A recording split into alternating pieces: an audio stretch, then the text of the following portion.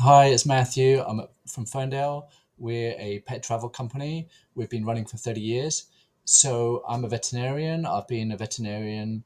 I was trained in the UK and I've been living in Asia for more than 20 years. So today I'm going to talk to you about the updates for moving dogs and cats into Singapore, what the new rules are in 2024. So I'll try to show you where I go to get some of my resources. So um, basically, uh, our website's got some good information. So, um, on our website, we have a section about Singapore, about the pet import rules. So, the traditional system in Singapore, how it's been for many years, is with a category with four different categories. So, in this video, I'm going to talk to you about. Firstly, I'm going to talk to you about how it's been, the category system. Secondly, I'm going to talk to you about what the new things coming in, which is the schedule 1, 2, and 3 system. And the third thing I'm going to talk to you about is like what it means for you and what's happening during this transition period. Okay, so firstly, the categories A, B, and C and D. This is to do with the rabies risk. So, are they free from rabies? Do they have a little bit of rabies? Um, do they have a low incidence, or do they have uh, rabies? Okay, so A is, for example, Australia, the UK. There is no rabies there. You don't have to have a rabies vaccine. You don't have to have a rabies blood test. You don't have to have a quarantine. It's very simple to move to Singapore. Okay. Um, D is China, is India, is the Philippines, it's Southeast Asia, it's Africa, it's countries where there is rabies, and your pet will be going into quarantine to come to Singapore. Now then, B and C are the intermediate categories. So B is, for example, Hong Kong. Is, for example, a lot of the EU. You do need to have a rabies blood test, but there is no quarantine as long as everything's done correctly.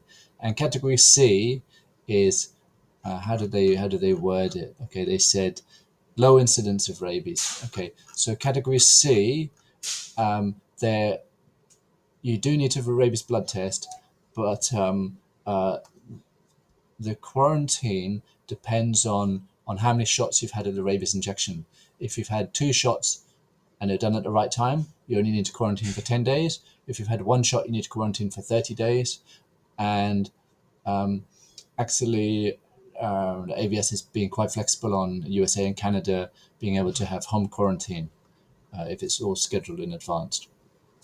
Okay, that's the old system. Although you can follow the old system until the end of this year, until the end of 2024.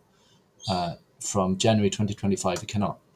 Now, the AVS rules on the new system, they're on the AVS website. Essentially, they have these 3 schedules: Schedule 1, Schedule 2, Schedule 3. So they're becoming more in line with other international countries where the three system is more common. Okay, so Schedule 1 is a little bit like Category A.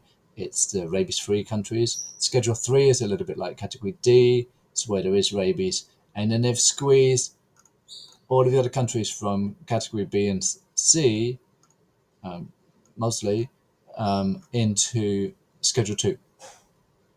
Okay. Now,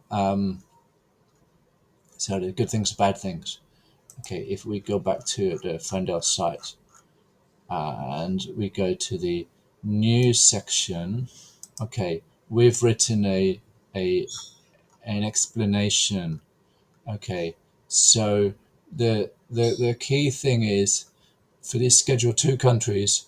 So there's been some winners and there's been some losers. So there are some countries before that, for example, Cyprus, for example, Greece in Category C, that they're going to benefit and they're going to they win from the new system. So if you're coming from there, that's very positive for you, because there's going to be reduced quarantine or no quarantine.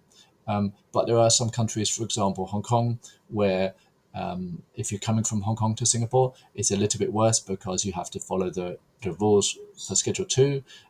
So there's more specification on how long you need to wait before you have a rabies vaccine, how long your rabies vaccine is valid, and there's more chance of having quarantine. So, but for the general key updates for Schedule 2 countries are that the rabies blood test is required, and it must be conducted 90 days before travel, and only is valid for a year. Okay, and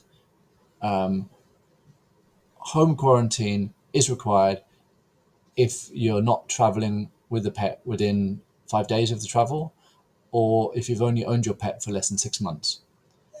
And you would need to be going into AQS, the Animal Quarantine Center, if it's a commercial shipment. So if it's not a pet coming in, if it's not your personal family pet. Okay, so the other thing is that rabies vaccines, the AVS are now going to look back at the primary vaccine data, and so you will need to have had administered the rabies vaccine within a year and waited for 30 days before you did the blood test. So there's more formality on this. Okay, I hope that all helps. So if you have any questions or comments, feel free to drop comments into the below the video, and or send us a message. And if you found this video was of some help, then do let us know. And if you'd like us to make more videos on this kind of topics or similar topics, then also let us know. Thanks so much.